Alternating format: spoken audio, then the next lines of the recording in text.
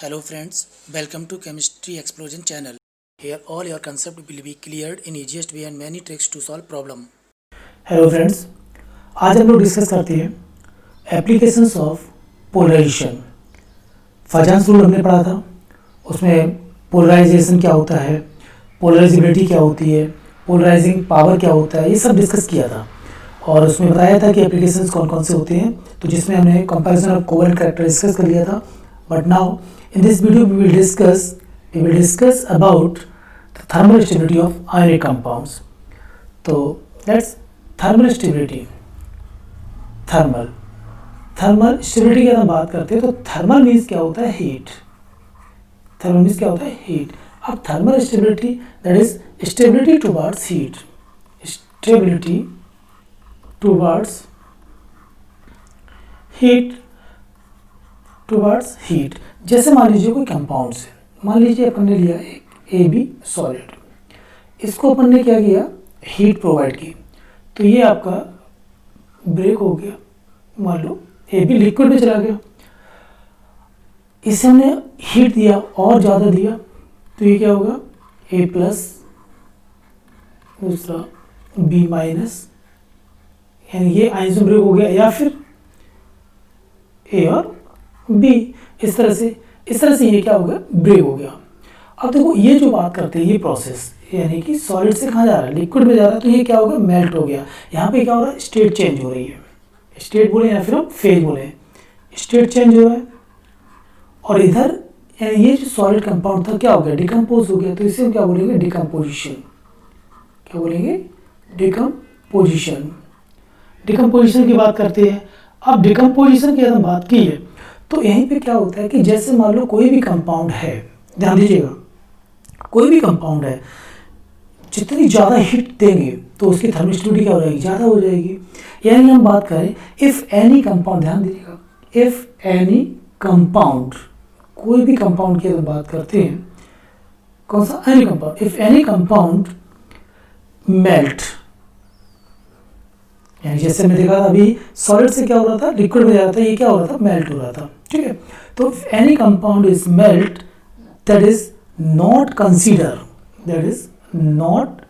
Consider under thermal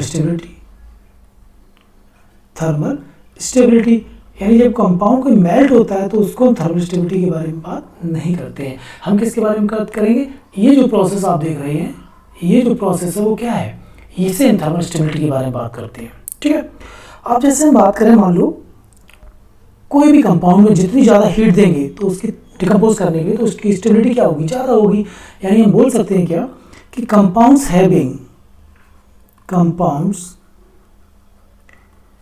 having high thermal stability,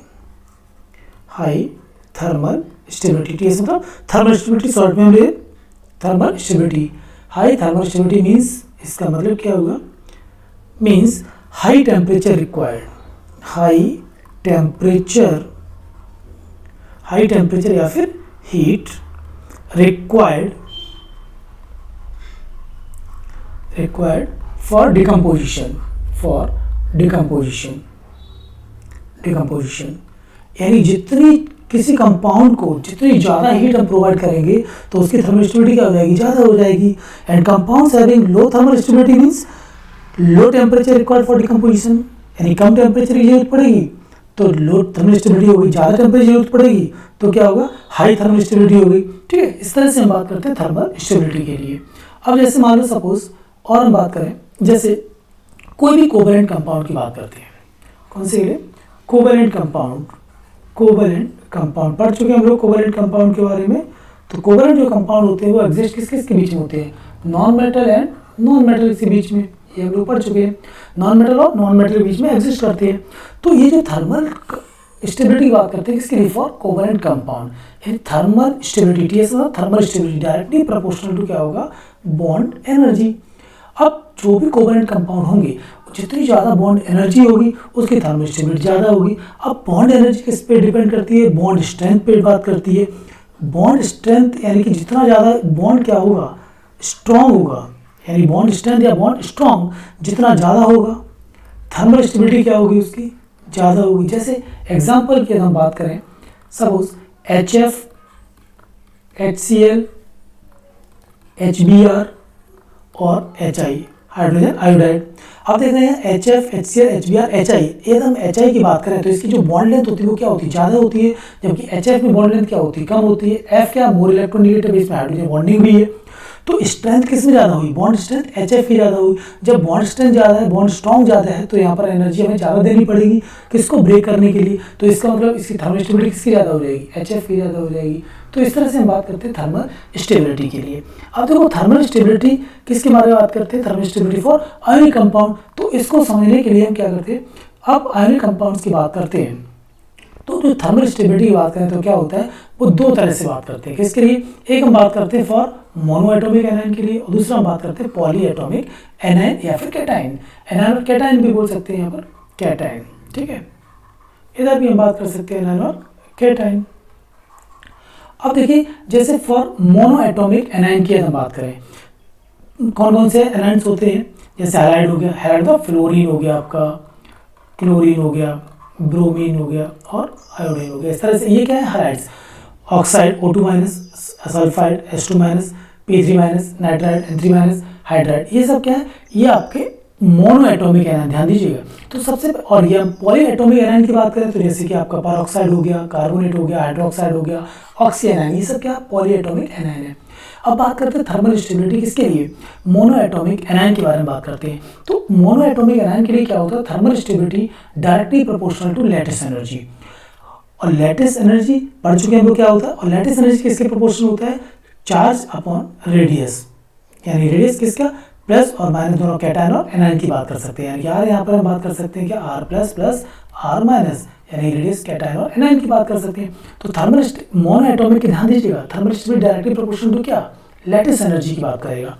तो जैसे मान लो सपोज हमने Na plus Cl minus Na plus, ठीक है, Cl minus Na plus Cl minus Na plus Cl minus Na plus, ये क्या है, एक क्रिस्टल ले लिया हमने, यानी एक लैटिस ले लिया किसका, NaCl की। मान लो हम बात कर रहे हैं किसके लिए, NaCl, और NaCl क्या है, एक आयनिक कंपाउंड है। तो NaCl का हमने लैटिस लिया और इस लैटिस को हमने क्या किया, हीट दी।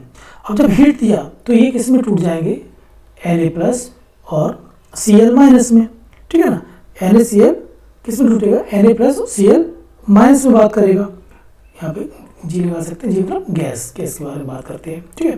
जब ये होगा तो इनमें डिस्टेंस तो काफ़ी ज़्यादा हो जाएगी, मान लो इनफाइनाइट डिस्टेंस सपोज। तो डिकम्पोजिशन मतलब क्या होता है, यहाँ पे जब डिकम्पोज हुए तो डिकम्पोजिशन मीन्स ब्रेकिंग ऑफ, क्या, ब्रेकिंग ऑफ आयोनिक बॉन्ड या फिर लैटिस। इस लैटिस को क्या करें, ब्रेक कर दिया, डिकम्पोज कर दिया, तो जो हीट रिक्वायर्ड हो रही है उसी को हम क्या बोलते हैं, थर्मल स्टेबिलिटी। और ये थर्मल स्टेबिलिटी किस पे डिपेंड करेगी, किसके लिए, मोनो एटॉमिक एनायन के रेस्पेक्ट, मोनो एटॉमिक के लिए वो लैटिस एनर्जी के बारे में बात करेगा, ठीक है, लैटिस एनर्जी के लिए। तो यहाँ पर लैटिस एनर्जी जितनी ज़्यादा होगी उतना थर्मल स्टेबिलिटी क्या होगी, ज़्यादा होगी। किस केस में, मोनो एटॉमिक एनायन के केस में, ध्यान रखिएगा, मोनो एटॉमिक एनायन की बात कर रहा हूँ मैं, ठीक है, मोनो एटॉमिक एनायन। अब मान लो मोनो एटॉमिक की बात करें, जैसे अब यहाँ पे क्या आता है, फ्लोरीन है, क्लोरीन है, ब्रोमीन, आयोडीन, ये सब कंबाइन किससे हो जाएंगे आपके। और भी जरूरी एनायन की बात करें, कैटायन की बात कर सकते हैं, जैसे मान लो Na प्लस की बात करें, K प्लस की बात कर सकते हैं, Cj प्लस की बात कर सकते हैं, Mg2 प्लस की बात कर सकते हैं, ये सब क्या है, ये आपके कैटायन है। तो ये सब क्या होते हैं, कंबाइन हो जाते हैं किसके साथ, इसके साथ, और क्या बना लेते हैं, आयनिक कंपाउंड बना लेते हैं, यानी कि लैटिस बना लेते हैं। तो thermal stability directly proportional to lattice energy, directly proportional to क्या, Q1 Q2 अपॉन R, यानी कि लैटिस एनर्जी की बात कर रहे हैं। तो ध्यान रखिएगा, मोनो एटॉमिक कैटायन और एनायन के केस में थर्मल स्टेबिलिटी किस पर डिपेंड करेगी, लैटिस एनर्जी पर डिपेंड करेगी। तो जितनी ज़्यादा लैटिस एनर्जी होगी, थर्मल स्टेबिलिटी क्या होगी उसकी, उतनी ही ज़्यादा होगी। जैसे मान लो और हम बात करते हैं, जैसे मान लो थर्मल स्टेबिलिटी की हम बात कर रहे हैं, किसके लिए बात की थी, मोनो एटॉमिक के केस में बात की थी। अब हम बात कर रहे हैं किसके लिए, पॉली एटॉमिक एनायन और कैटायन के बारे में, ठीक है। अब पॉली एटॉमिक एनायन कैटायन आपने दे गई, तो इस केस में क्या होता है, पोलराइजेबिलिटी की बात करते हैं, यानी सॉरी पोलराइजेशन की बात करते हैं, यानी पोलराइजिंग पावर की बात करते हैं, यानी थर्मल स्टेबिलिटी जो होगी, thermal stability directly proportional to क्या, 1 अपॉन पोलराइजिंग पावर, या तो डायरेक्टली प्रोपोर्शनल 1 समथिंग बोले, या फिर हम क्या बोल सकते हैं thermal stability inversely proportional to क्या पोलराइजिंग पावर। अब पोलराइजिंग पावर के जितनी ज़्यादा होगी थर्मल स्टेबिलिटी क्या होगी, कम होगी, यानी पोलराइजेशन ज़्यादा थर्मल स्टेबिलिटी क्या कम। तो ये हम बात करेंगे किसके केस में, ये आपका पॉली एटॉमिक एनायन की केस में बात करेंगे, ठीक है। अब देखो पॉली एटॉमिक एनायन के बारे में बात करते हैं। तो जैसे मान लीजिए सपोज एक कोई कंपाउंड लेते हैं अपन, लेट Mx+ और इधर हमने मान लो CO3 minus, CO3 2 minus, carbonate की बात कर ली, ठीक है। अब जब कार्बोनेट को हम ब्रेक करेंगे मान लो इस तरह से M+X और ये आपका CO3 2 माइनस स्ट्रक्चर बना लेते हैं,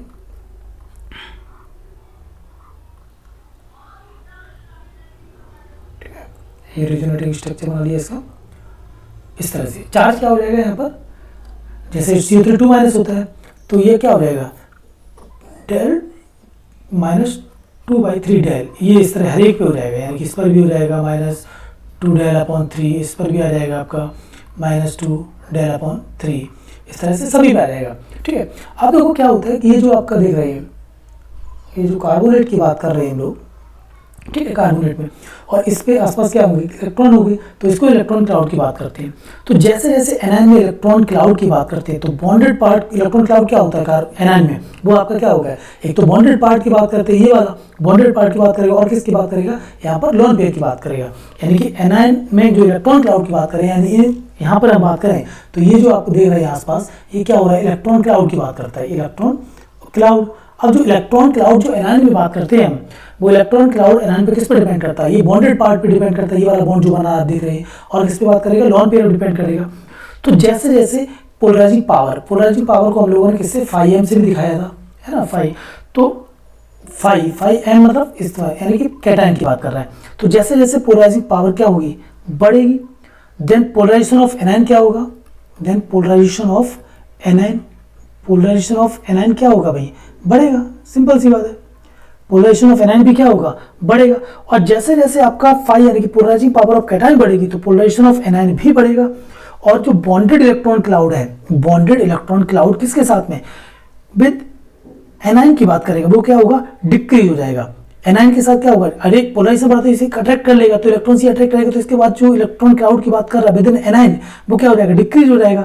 जब डिक्रीज होगा तो bond order within anion क्या हो जाएगा डिक्रीज हो जाएगा, यानी bond order within anion decrease होगा, ठीक है ना। तो इस तरह से हम बात करें, किस पे बात करें, यानी कि पोलराइजेशन की बात कर रहा है। तो पोलराइजेशन जितना ज्यादा होगा उसकी थर्मल स्टेबिलिटी क्या हो जाएगी कम हो जाएगी, ठीक है। तो जैसे जैसे पोलराइजेशन की बात की तो पोलराइजेशन ऑफ कैटायन इंक्रीजेज, यानी फाई क्या होगी कैटायन की इंक्रीज होगी, तो पोलराइजेशन ऑफ एनायन भी क्या हो जाएगा इंक्रीज हो जाएगा। Therefore bonded electron cloud within anion decreases, यानी therefore bond order within anion decreases. और जब बॉन्ड ऑर्डर डिक्रीजेस हो जाएगा इसका मतलब थर्मल स्टेबिलिटी भी क्या हो जाएगी डिक्रीज हो जाएगी। तो बस आपको यही ध्यान रखना है कि फाई मतलब पोलराइजिंग पावर क्या हो जाएगा, जितना ज़्यादा होगा थर्मल स्टेबिलिटी क्या होगी उतनी कम होगी। किस केस में बात कर रहे हैं, ये हम बात कर रहे हैं पॉली एटॉमिक कैटायन के बारे में या फिर एनायन के बारे में, ध्यान दीजिएगा।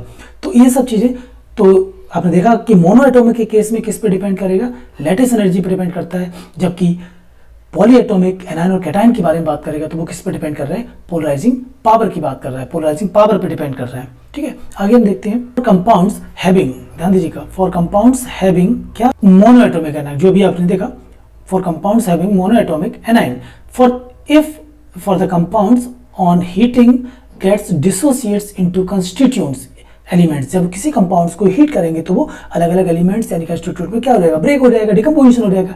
Then their thermal stability decided by lattice energy, जो कि अभी आपने देखा। तो कुछ एग्जांपल्स ले लेते हैं, जैसे lithium hydride, sodium hydride, potassium hydride, rubidium hydride और सीजियम हाइड्राइड, ये मान लो एग्जाम्पल दिया गया है। तो इसको हमें किसके अकॉर्डिंग लगाना है, थर्मल स्टेबिलिटी के अकॉर्डिंग लगाना है।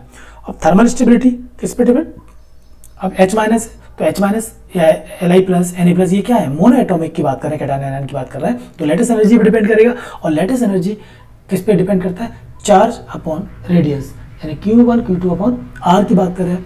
तो जैसे जैसे साइज बढ़ता जाएगा, साइज क्या होगा, बढ़ेगा, तो डाउन द ग्रुप साइज क्या हो रहा है, लिथियम, पोटेशियम, रुबिडियम, ये सब क्या है, डाउन द ग्रुप साइज बढ़ रहा है। साइज बढ़ रहा है तो इसका मतलब लेटेस्ट एनर्जी क्या हो रही है, कम हो रही है, और लेटेस्ट एनर्जी कम हो रही है इसका मतलब थर्मल स्टेबिलिटी क्या हो रही है, कम हो रही है। तो थर्मल स्टेबिलिटी का यहाँ पर जो ऑर्डर रहेगा वो क्या रहेगा भाई, ये आपका LiH, then NaH, then KH, then rubidium hydride, then caesium hydride. ये डाउन द ग्रुप क्या हो जाएगा, डिक्रीज हो जाएगा। सिमिलर हम बात करें यहाँ पर कि जैसे LiX, NaX, X क्या हो सकता है यहाँ पर, ये आपका Cl भी हो सकता है, Br भी हो सकता है, यानी कि फ्लोरीन, क्लोरीन, ब्रोमीन और आयोडीन की बात कर सकता है यहाँ पर X माइनस, इस तरह से।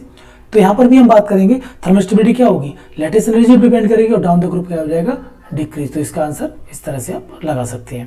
नेक्स्ट क्वेश्चन की बात करें, नाइट्राइड की बात करें, नाइट्राइड की भी आपका क्या मोनोएटॉमिक है, तो इसके लिए भी आप लेटेस्ट एनर्जी पे डिपेंड करेगा thermal stability, down the group क्या होगा, डिक्रीज होगा, थर्मल स्टेबिलिटी भी क्या हो जाएगी, डिक्रीज हो जाएगी। इसी तरह से ऑक्साइड के बारे में बात करते हैं, तो यहाँ पर भी आपका क्या हो जाएगा, thermal stability down the group decrease हो जाएगी। इसी तरह से ऑक्साइड किसके, beryllium oxide, magnesium oxide, calcium oxide, strontium oxide और बेरियम ऑक्साइड की बात करें तो भी thermal stability down the group क्या होगी, डिक्रीज होगी, और थर्मल स्टेबिलिटी डिक्रीज होगी तो क्या होगा, लेटेस्ट एनर्जी डिक्रीज हो रही है, इस वजह से थर्मल स्टेबिलिटी भी क्या हो जाएगी, डिक्रीज हो जाएगी। Same in case of nitride की बात करेगा, thermal stability down the group क्या हो जाएगी, डिक्रीज हो जाएगी। आई थिंक आप लोगों को समझ में आया होगा। अब हम बात करते हैं क्या, फॉर कंपाउंड्स अभी पॉलीएटॉमिक एनायन, जो अभी आपने समझा था पॉलीएटॉमिक एनायन की बात कर रहा है, इसका मतलब किस पे डिपेंड करेगा, वो पोलराइजिंग पावर पर डिपेंड करेगा, और जितनी ज्यादा पोलराइजिंग पावर होगी उतना कोवेलेंट कैरेक्टर क्या होगा, ज्यादा होगा। पोलराइजिंग पावर ज्यादा होगी, थर्मल स्टेबिलिटी क्या हो जाएगी, कम हो जाएगी। तो जैसे हमने बात किया, when compound dissociate on heating into at least one compound, then thermal stability TS, thermal stability order will be decided by polarisation, यानी पोलराइजिंग पावर जितनी ज्यादा, कोवेलेंट कैरेक्टर ज्यादा, और कोवेलेंट कैरेक्टर की बात कर रहा है, यानी पोलराइजेशन जितना ज्यादा होगा कोवेलेंट कैरेक्टर ज्यादा हो जाएगा, लेटेस्ट एनर्जी क्या हो जाएगी, कम हो जाएगी, और lower will be thermal stability, यानी कि एनायन की, अगर पॉलीएटॉमिक एनायन की बात कर रहा है तो यानी कि PP, यानी कि polarising power inversely proportional to क्या, थर्मल स्टेबिलिटी। आप लोगों को भी समझाया था। आगे हम बात करते हैं कि जैसे मान लीजिए हम बात करते हैं क्या, कार्बोनेट के बारे में बात कर रहे हैं। अब जैसे कोई कार्बोनेट की हमने बात की है, तो कार्बोनेट जैसे कि MCO3, इसको हमने हीट किया, M यहाँ पर क्या है, बाईवैलेंट, M क्या चीज़ है, ये बाईवैलेंट मेटल है, बाईवैलेंट मेटल की बात कर रहा है, यानी कैटायन की बात कर रहा है, तो वो बेरिलियम, मैग्नीशियम, कैल्शियम, स्ट्रोनियम और बेरियम, जब इसको हीट करते हैं तो ये आपका ऑक्साइड में ब्रेक हो जाता है, यानी MO और CO2 में। MO मतलब जैसे कि आपका CaCO3 की बात करते हैं तो क्या हो जाएगा, जैसे सपोज CaCO3 को लिया तो ये ब्रेक हो जाएगा आपका CO प्लस CO2 इस तरह से। तो जैसे lithium carbonate, sodium carbonate, potassium carbonate, rubidium carbonate, caesium carbonate की बात कर रहा है, तो डाउन द ग्रुप क्या होता है, इनकी थर्मल स्टेबिलिटी क्या हो रही है, इंक्रीज हो रही है। ध्यान दीजिएगा, क्योंकि किस पे बात कर रहा है, लेटेस्ट एनर्जी क्या हो जाएगी, कम हो जाएगी, लेटेस्ट एनर्जी कम हो गई, इसका मतलब पोलराइजिंग पावर क्या हो गई, कम हो गई, पोलराइजिंग पावर क्या हो गई, ज्यादा हो गई, सॉरी, लेटेस्ट एनर्जी क्या होगी, कम होगी, पोलराइजिंग पावर ज्यादा हो जाएगी, पोलराइजिंग पावर ज्यादा हो गई, इसका मतलब थर्मल स्टेबिलिटी क्या हो गई, कम हो गई। ठीक है, ध्यान दीजिएगा। तो अभी जैसे हमने बैक पर देख रहे थे, क्या बताया था कि पोलराइजिंग पावर ज्यादा, कोवेलेंट कैरेक्टर ज्यादा है, लेटेस्ट एनर्जी क्या होगी, कम, लेटेस्ट एनर्जी कम है, इसका मतलब थर्मल स्टेबिलिटी क्या हो जाएगी, कम हो जाएगी। ठीक है ना, तो इस तरह से वही से हम बात कर रहे, तो आई होप आप लोगों को समझ आ रहा होगा। तो ये आपका ऑर्डर होगा किसका, लिथियम कार्बोनेट से लेकर के सीजियम कार्बोनेट, थर्मल स्टेबिलिटी क्या हो रही है, यहाँ पर बढ़ रही है। इसी तरह से बेरिलियम कार्बोनेट से लेकर के बेरियम कार्बोनेट, थर्मल स्टेबिलिटी क्या हो रही है, बढ़ रही है। किसके केस में, एनायन के केस में। ध्यान दीजिएगा। अब मान लो सपोज हमने यहाँ पर क्या किया, कोई कैटायन और कार्बोनेट ले लिया, M2CO3। M क्या चीज़ है यहाँ पर, मोनोवैलेंट की बात कर रहे हैं। कौन सा है, मोनोवैलेंट। तो ये आपका डिकम्पोज नहीं होता है at very high temperature, they get melted except, ध्यान दीजिएगा, एक्सेप्ट लिथियम कार्बोनेट। इसको जब हीट करते हैं तो ये आपका Li2O और CO2 में ब्रेक हो जाता है। नोट ध्यान रखिएगा, all carbonate except sodium, potassium, rubidium और caesium decompose on heating gives CO2। All carbonate, सभी कार्बोनेट एक्सेप्ट, इनको छोड़ करके, सोडियम, पोटेशियम, रुबिडियम, सीजियम को छोड़ करके क्या होंगे, जब उनको हीट करते हैं तो कौन सी गैस प्रोवाइड करते हैं, CO2 गैस। जैसे कि लिथियम कार्बोनेट की बात करें, ठीक है, लिथियम कार्बोनेट की बात की तो देखा आपने CO2, लेकिन अब इनकी बात करें तो ये डिकम्पोज नहीं होते हैं। ये काफ़ी इंपॉर्टेंट पार्ट है, ध्यान रखिएगा। इस पर क्वेश्चंस भी आपका जेईई में आ चुका है। अब बात करते हैं कुछ इंपॉर्टेंट पॉइंट्स हैं।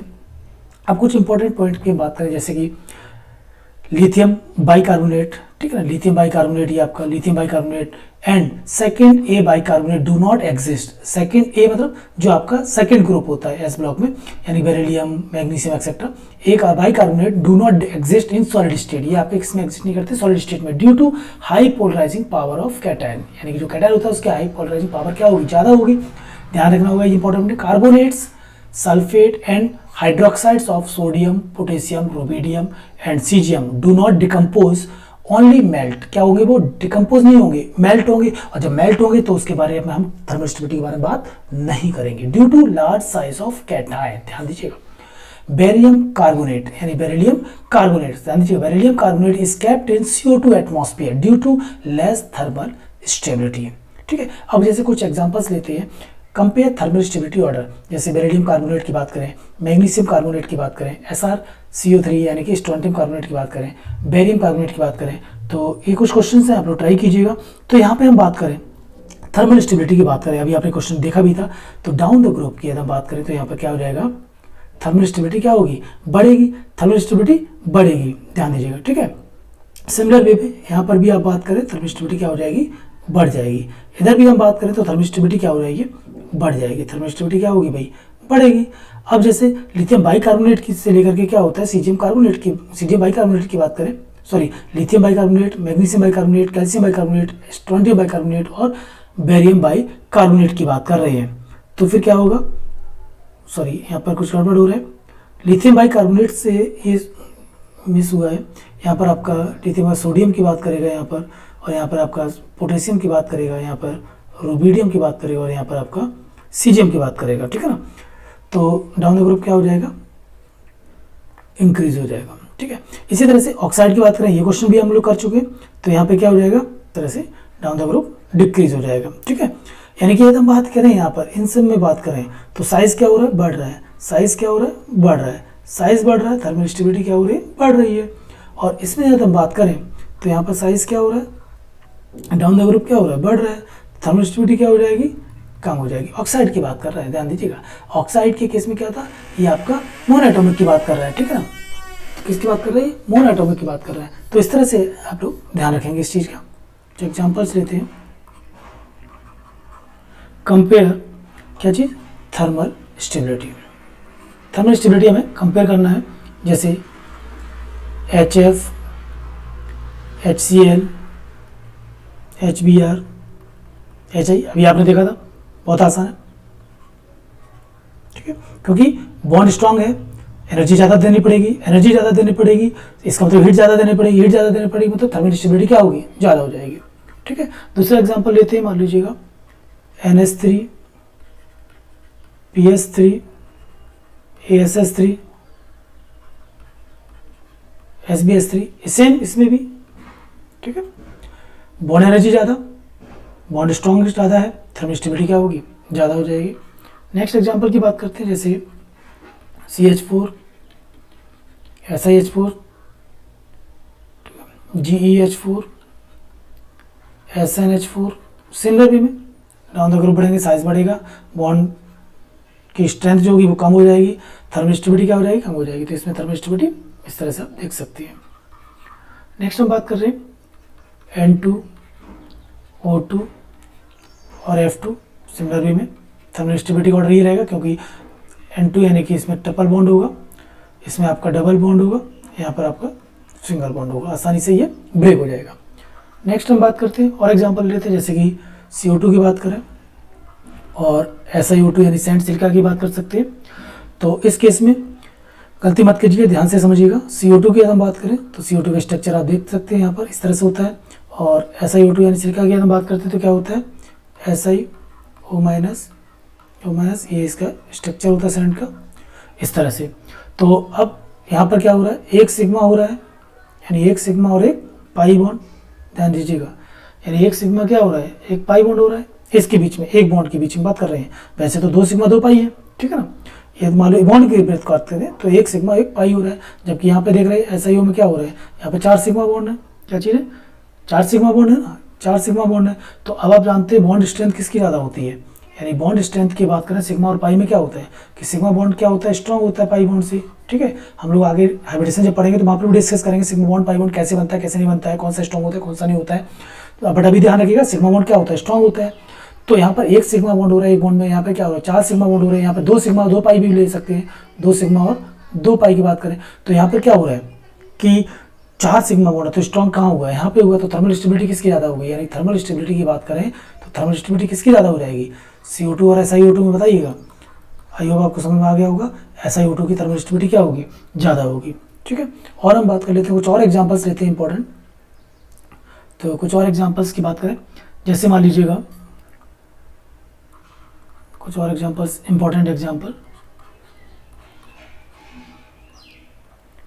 बेंजीन और साइक्लोहेक्सेन, मान लो ये ले लिया हमने। तो यहाँ पर हम बात करें तो अब इन दोनों में बात करें, इसमें रेजोनेंस हो रहा है, उसमें क्या हो रहा है, सिग्मा बॉन्ड ज़्यादा हो रहा है जबकि इसमें सिग्मा कम है, पाई भी साथ मारे। तो यहाँ पर क्या हो रहा है, यानी इसमें क्या हो रहा है, मोर नंबर ऑफ सिग्मा बॉन्ड। जब ज़्यादा नंबर ऑफ सिग्मा बॉन्ड होंगे तो सिंपल सी बात है क्या होगा, स्ट्रॉन्ग ज़्यादा हो जाएगा। स्ट्रॉन्ग ज़्यादा होगा तो आसानी से ये ब्रेक नहीं हो सकता, तो इसका थर्मल स्टेबिलिटी किसकी ज़्यादा हो जाएगी, थर्मल स्टेबिलिटी का ऑर्डर लगाने, थर्मल स्टेबिलिटी किसका ज़्यादा होगा, सेकंड वाले का। और एग्जांपल लेते हैं, जैसे मान लो कई तरह के क्वेश्चन पूछ सकता है तो हम हर पॉसिबिलिटी यहाँ पे लेके चल रहे हैं। CH2 double bond CH, single bond CH, double bond CH और CH3। दूसरा एग्जांपल मान लीजिए हम यहाँ पर ले रहे हैं CH2 double bond CH, single bond CH2, CH double bond CH2 की बात कर लेते हैं। अब देखो 1 2 3 4 5, 1 2 3 4 5, यानी आप देख रहे हैं यहाँ पर क्या हो रहा है कि कार्बन की यदि हम बात करें तो ठीक है ना, कार्बन तो सभी में बराबर बराबर आ रहे हैं, इसमें भी बराबर है और इसमें भी बराबर है। अब यहाँ पर देखो 1 2 पाई हो रहे हैं, यहाँ पर भी क्या हो रहे हैं, 2 पाई हो रहे हैं, 2 पाई हो रहे हैं। सिग्मा बॉन्ड की बात करें तो सिग्मा बॉन्ड भी लगभग बराबर है। लेकिन अब क्या हो रहा है, ये जो सिस्टम आप देख रहे हैं double single double, double single double में क्या हो रहा है, यहाँ पर ये कंजुगेट सिस्टम है। ये कैसा सिस्टम है, कंजुगेट सिस्टम, ऑर्गेनिक में पढ़ा होगा आप लोगों ने, conjugate system. Double single double single double single, ये क्या होता है, कंजुगेट सिस्टम होता है, जबकि ये कंजुगेट सिस्टम नहीं है। तो कंजुगेट सिस्टम को तोड़ना क्या होता है, कंजुगेट सिस्टम जो होता है वो क्या होता है, स्टेबल होता है, और स्टेबल सिस्टम को तोड़ने के लिए हमें ज़्यादा एनर्जी देनी पड़ेगी, इसका मतलब थर्मल स्टेबिलिटी क्या होगी, ज़्यादा हो जाएगी। ठीक है, नेक्स्ट एग्जाम्पल लेते हैं, मान लो और भी ले लेते हैं, जैसे इस तरह से मान लो हमने ये एग्जाम्पल ले लिया, सॉरी, ठीक है, ये एग्जाम्पल लिया। तो और दूसरा एग्जाम्पल मान लीजिए हम ले लेते हैं, ठीक है, ये ले लेते हैं। दोनों में ही कार्बन बराबर है, हाइड्रोजन बराबर है, 2 डबल बॉन्ड यहाँ पर है, 2 डबल बॉन्ड यहाँ पर है, लेकिन डबल सिंगल डबल, ध्यान दीजिएगा, डबल सिंगल डबल, ये क्या हो रहा है, कंजुगेशन हो रहा है, डबल सिंगल सिंगल डबल, तो ये तो कंजुगेट सिस्टम नहीं हुआ। तो कंजुगेट सिस्टम है, तो कंजुगेट सिस्टम में अभी बताया था क्या होता है, ज़्यादा स्टेबल होता है, तो स्टेबिलिटी ज़्यादा है, तो इसका मतलब थर्मल स्टेबिलिटी भी क्या होगी, ज़्यादा होगी, यानी कि आंसर क्या हो जाएगा इसका, ये वाला हो जाएगा। ठीक है, इसी तरह से फॉस्फोरस की बात करें, मान लो फॉस्फोरस की बात करते हैं, तो फॉस्फोरस की यदि हम बात करें तो फॉस्फोरस के जो एलोट्रॉफ होते हैं वो 3 होते हैं। एक होता है वाइट फॉस्फोरस की बात करते हैं, ठीक है, रेड की बात करते हैं, और ब्लैक फॉस्फोरस की बात करते हैं। ठीक है, तो जो ब्लैक फॉस्फोरस होता है वो क्या होता है, थर्मली मोर स्टेबल होता है। क्या होता है, थर्मली मोर स्टेबल, ध्यान दीजिएगा, थर्मली मोर स्टेबल है। क्या होता है, थर्मली मोर स्टेबल, क्यों, क्योंकि इसमें क्या होता है, स्ट्रेन जो होती है वो क्या होती है, कम होती है, less strain. Thermally more stable है, लेस स्ट्रेन होती है, इसमें क्या होता है, स्ट्रेन ज़्यादा होती है, स्टेबिलिटी क्या होती है, कम होती है। तो इसका आंसर भी आप लोग लगा सकते हैं, थर्मल स्टेबिलिटी मोर स्टेबल है तो इसका मतलब ब्लैक वाला ज़्यादा हो गया। ठीक है ना, तो इस तरह से क्वेश्चन आप कर सकते हैं। और एग्जांपल्स देख लेते हैं, जितने ज़्यादा एग्जांपल्स करेंगे उतना आपको फ़ायदा होगा। ठीक है, अब हम एग्जांपल की बात करते हैं, जैसे मालूम फॉर आयोनिक कंपाउंड्स की बात करते हैं, किसके लिए, फॉर आयोनिक कंपाउंड्स, किसके लिए बात करते हैं, आयोनिक कंपाउंड्स के लिए ले लेते हैं, फॉर आयोनिक कंपाउंड्स। तो आयोनिक कंपाउंड्स के लिए कुछ एग्जांपल्स हम देते हैं आपको। तो जैसे मान लीजिए पहला एग्जांपल लेते हैं, LiCl, बहुत सारे किए हुए और भी हम करते हैं, NaCl, KCl, रुबिडियम क्लोराइड और सीजियम क्लोराइड। मान लो ये हमने एग्जांपल लिया, तो लगाना क्या है भाई, थर्मल स्टेबिलिटी का ऑर्डर ही लगाना है, यानी थर्मल स्टेबिलिटी ऑर्डर। ठीक है, थर्मल स्टेबिलिटी ऑर्डर की बात करेंगे। अब देखो LiCl NaCl ये सब हम बात करें क्या चाहिए, ये आपके मोनोएटॉमिक कैटायन है, ध्यान दीजिएगा ये क्या है, मोनोएटॉमिक कैटायन है।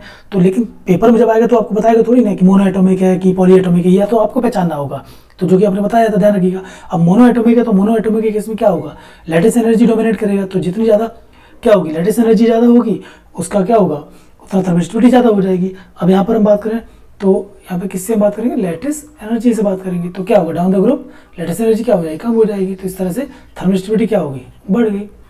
ठीक है, डोमिनेट क्या होगा, lattice energy directly proportional to क्या, थर्मल स्टेबिलिटी।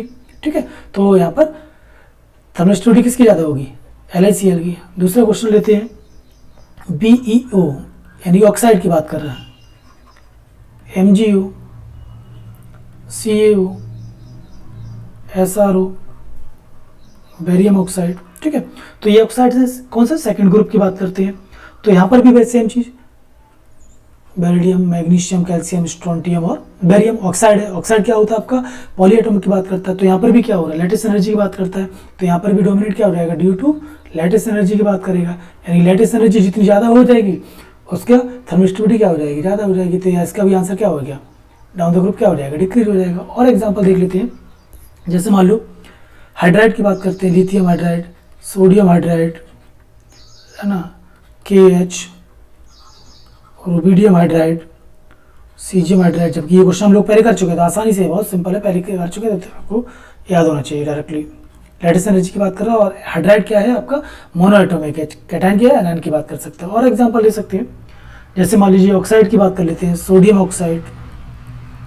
ठीक है, sodium oxide, magnesium oxide, Al2O3,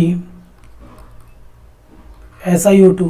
तो इसमें क्या होगा, जब से हम इधर से बात करेंगे तो क्या होगा यहाँ पर कि लैटिस एनर्जी क्या हो जाएगी भाई, लैटिस एनर्जी बढ़ जाएगी, और लैटिस एनर्जी बढ़ेगी इसका मतलब थर्मल स्टेबिलिटी क्या होगी, बढ़ेगी। तो आंसर क्या हो जाएगा, ये हो जाएगा। ठीक है ना, ये आपका +1 हो गया, -2 हो गया, ये आपका +2 और -2। इस तरह से आप देख सकते हैं लैटिस एनर्जी पे बात करता है। तो ये कुछ एग्जांपल्स हैं, और भी हम एग्जांपल्स की बात करें, जैसे मान लो एक और एग्जांपल ले लेते हैं। मान लो हमने LiF की बात की, lithium fluoride, LiCl, lithium chloride, LiBr, LiI की बात करें, तो यहाँ पर भी सेम लैटिस एनर्जी बढ़ेगी तो सिंपल सी बात है, थर्मल स्टेबिलिटी क्या हो जाएगी, बढ़ जाएगी। तो इन सभी क्वेश्चंस में आपने देखा क्या कि thermal stability directly proportional to क्या, लैटिस एनर्जी। क्यों, ये सब के सब क्या है, मोनोएटॉमिक की बात कर रहे हैं। ठीक है, आई होप आप लोगों को समझ में आया होगा। कुछ और एग्जांपल्स की बात करेंगे हम लोग, जैसे मान लो अब हम बात करते हैं किसके लिए, फॉर पॉली एटॉमिक। ठीक है, पॉली एटॉमिक की बात करते हैं, पॉली एटॉमिक स्पेसीज की बात करते हैं। तो पॉली एटॉमिक अभी आपने देखे क्या देखा, मोनोएटॉमिक की बात करते हैं। तो यहाँ पर जो थर्मल स्टेबिलिटी होती है किसके लिए, पॉली एटॉमिक के लिए बात कर रहा हूँ, वो किस पे डिपेंड होगी, मेनली डिपेंड्स ऑन, बताया था आपको, mainly depends on polarising power. ठीक है, डिपेंड्स ऑन 5 मतलब पोलराइजिंग पावर की बात करें तो पोलराइजिंग पावर यानी कि थर्मल स्टेबिलिटी क्या आती है, direct inversely proportional to polarising power, यानी कि पोलराइजेशन की बात कर सकते हैं। ठीक है, इस पर भी कुछ क्वेश्चंस ले लेते हैं, जैसे मालूम एग्जांपल से देखते हैं। पहला एग्जांपल वैसे तो हम कर चुके हैं, बेरिलियम कार्बोनेट, अभी लास्ट एग्जांपल्स भी किया था हम लोगों ने, जब हमने 1 बाय 1 करके पढ़ा था, पॉलीएटॉमिक और ये आपका monoatomic. Magnesium carbonate, CaCO3, SrCO3, BaCO3। तो अब इसमें हम बात करें तो क्या हो रहा है कि जैसे जैसे थर्मल स्टेबिलिटी क्या हो रही है, यहाँ पर बढ़ रही है डाउन द ग्रुप। क्यों, क्योंकि पोलराइजिंग पावर पर डिपेंड कर रहा है। तो पोलराइजिंग पावर क्या हो गई है, मान लो पोलराइजिंग पावर बढ़ा तो थर्मल स्टेबिलिटी क्या हो जाएगी, कम हो जाएगी। तो ऑलरेडी आपको पता है कि thermal stability directly proportional to lattice energy, inversely proportional to क्या, पोलराइजिंग पावर। और पोलराइजिंग पावर ऑलरेडी आप जानते हैं क्या होता है, पोलराइजेशन यानी Q/R, और यहाँ पर क्या होगा, R/Q हो जाएगा उल्टा। तो इस तरह से आप देख सकते हैं कि साइज जितना ज़्यादा हो रहा है, ठीक है ना, तो उतना आपका थर्मल स्टेबिलिटी भी ज़्यादा हो रही है। ठीक है, तो इस तरह से हम बात कर रहे हैं, पोलराइजेशन पावर की बात कर रहे हैं। यहाँ पर क्या हो रहा है, पोलराइजेशन पावर क्या हो रही है, बढ़ रही थी। यहाँ पर ध्यान दीजिएगा, पोलराइजेशन पावर क्या हो रही थी, बेरिलियम की ज़्यादा हो रही थी, तो थर्मल स्टेबिलिटी क्या हो जाएगी, इसकी कम हो जाएगी भाई। ठीक है, सेकंड एग्जांपल की बात करते हैं, जैसे मान लो इसी पे लिथियम कार्बोनेट की बात, सॉरी लिथियम नाइट्रेट की बात करते हैं। लिथियम नाइट्रेट, सोडियम नाइट्रेट, है ना, पोटेशियम नाइट्रेट, रुबिडियम नाइट्रेट और सीजियम नाइट्रेट की बात करें। सिंपल सी हम बात करें, आपने देखा था कि जो भी आपकी लिथियम नाइट्रेट की बात करें तो ये आसानी से क्या हो जाता है, ब्रेक हो जाता है। डाउन द ग्रुप क्या होगा, थर्मल स्टेबिलिटी क्या हो जाएगी, बढ़ जाएगी। पोलराइजिंग पावर क्या हो जाएगी, कम हो जाएगी, थर्मल स्टेबिलिटी क्या हो जाएगी, बढ़ जाएगी। ठीक है, इसी तरह से और एग्जांपल लेते हैं, मान लीजिएगा जैसे suppose Li2O, Li2O2, Na2O2, K2O2, Rb2O2 और Cgm2O2 की बात करें यहाँ पर, ये क्या हो रहा है आपका परऑक्साइड के केस पे। किस पे बात कर रहे हैं हम लोग, परऑक्साइड की बात कर रहे हैं, ध्यान दीजिएगा। परऑक्साइड, परऑक्साइड क्या होता है, O2 2 माइनस, ध्यान दीजिए ये एक से सिंबल होता है परऑक्साइड की बात करें तो। आपने देखा था क्या, ये परऑक्साइड है, और ऑक्साइड के लिए आपने क्या देखा था, ऑक्साइड क्या था, ये आपका मोनो एटॉमिक की बात कर रहा है ना। तो ऑक्साइड क्या होता है, ऑक्साइड जो होता है सिंपल O2 माइनस होता है, और ऑक्साइड के केस में जो थर्मल स्टेबिलिटी होती है वो क्या थी, डायरेक्टली प्रोपोर्शनल टू क्या, लैटिस एनर्जी। यानी कि ऑक्साइड के केस में थर्मल स्टेबिलिटी किस पे डिपेंड कर रही थी, लैटिस एनर्जी पे डिपेंड कर रही थी, ध्यान दीजिएगा। जबकि फॉर परऑक्साइड की बात कर रहे हैं, किसके लिए, परऑक्साइड, परऑक्साइड आपको ध्यान रखना पड़ेगा O2 2 माइनस, ठीक है, ये सिंबल है। तो ये जो आपका किस पे थर्मल स्टेबिलिटी, ध्यान दीजिएगा, थर्मल स्टेबिलिटी। तो थर्मल स्टेबिलिटी किस पे डिपेंड करेगा, पोलराइजिंग पावर पे, यानी कि पोलराइजिंग पावर। तो पोलराइजिंग पावर जितनी ज़्यादा होगी थर्मल स्टेबिलिटी क्या हो जाएगी, उसकी कम हो जाएगी। तो आंसर क्या हो गया इसका, इस तरह से डाउन द ग्रुप क्या हो जाएगा, बढ़ जाएगा। ठीक है, और एक दो एग्जाम्पल ले लेते हैं। ठीक है, मान लो और एक एग्जाम्पल लेते हैं, जैसे LiO2, NaO2, KO2, RbO2, CgMO2। ठीक है, ये क्या चीज़ है, ये सुपर ऑक्साइड है, ये क्या है, सुपर ऑक्साइड, ध्यान दीजिएगा, ये सुपर ऑक्साइड है। तो सुपर ऑक्साइड मतलब O2 माइनस, ध्यान दीजिएगा, ये सिंबल भी पता होना चाहिए आपको सुपर ऑक्साइड के बारे में बात करें तो। सुपर ऑक्साइड हो चाहे वो परऑक्साइड हो, वो किस पे डिपेंड करेगा, वो आपका थर्मल स्टेबिलिटी किस पे डिपेंड करेगा, फाई M प्लस मतलब कैटायन के बारे में, यानी कि पोलराइजिंग पावर के बारे में बात करेंगे। यानी थर्मल स्टेबिलिटी बढ़ेगी तो पोलराइजिंग पावर क्या हो जाएगी, उसकी कम होगी। यानी पोलराइजिंग पावर जितनी कम हो जाएगी थर्मल स्टेबिलिटी क्या होगी, उसकी ज़्यादा हो जाएगी। तो डाउन द ग्रुप इस तरह से। तो ये भी आपको पता होना चाहिए, ऑक्साइड क्या है, परऑक्साइड क्या है, सुपर ऑक्साइड क्या है। तो ठीक है, इस तरह से हम बात करें तो सुपर ऑक्साइड और परऑक्साइड की बात करें, ये आपके किस में आते हैं, पॉली एटॉमिक एनाइन की बात कर रहे हैं। ठीक है, और एग्जाम्पल ले लेते हैं, मान लो ये एग्जाम्पल हुआ, उसके बाद एक और एग्जाम्पल लेते हैं, जैसे मान लीजिए BeO2 यानी बेरिलियम की बात कर लेते हैं, MgO2 की बात कर लेते हैं, CaO2 की बात करते हैं, SrO2, सेकेंड ग्रुप की बात कर ले हैं, ये CaO2, ये आपका क्या परऑक्साइड है, ध्यान दीजिएगा, ये भी क्या चीज़ है, परऑक्साइड्स है, बट किसके, परऑक्साइड्स ऑफ सेकेंड ए ग्रुप। कौन सा, सेकेंड ए ग्रुप, ठीक है ना, एल्कलाइन अर्थ मेटल की बात कर रहे हैं। तो इस केस में भी देखो, अब ये परऑक्साइड आ गया, परऑक्साइड के केस में ध्यान दीजिएगा, यानी परऑक्साइड मतलब क्या चीज़, O2 2 माइनस, ये क्या पॉली एटॉमिक एनाइन है, और पॉली एटॉमिक की बात कर रहे हैं तो थर्मल स्टेबिलिटी किस पे डिपेंड करेगी, पोलराइजिंग पावर पे डिपेंड करेगी। ठीक है, तो डाउन द ग्रुप क्या हो जाएगा, ये इंक्रीज हो जाएगा, क्या थर्मल स्टेबिलिटी क्या हो जाएगी, इंक्रीज हो जाएगी थर्मल स्टेबिलिटी। तो जैसे आप थर्मल स्टेबिलिटी को ऑर्डर लगा सकते हैं, यानी पोलराइजिंग पावर का लगा सकते हैं, क्योंकि पिछले लेक्चर में आपने देखा था पोलराइजेशन, पोलराइजिंग पावर, पोलराइजिबिलिटी के एग्जांपल्स किए थे। जब वो कर सकते हो तो आप थर्मल स्टेबिलिटी भी आप आसानी से कर सकते हो। आई होप आप लोगों को ये समझ में आया होगा। नेक्स्ट टाइम पे हम बात करेंगे क्या, सॉल्युबिलिटी के बारे में बात करेंगे। थैंक यू भाई। Please comment your chemistry doubt to get it solved. Thanks for watching my chemistry channel. Please like, share and subscribe. For more updates, press the bell icon. Thank you.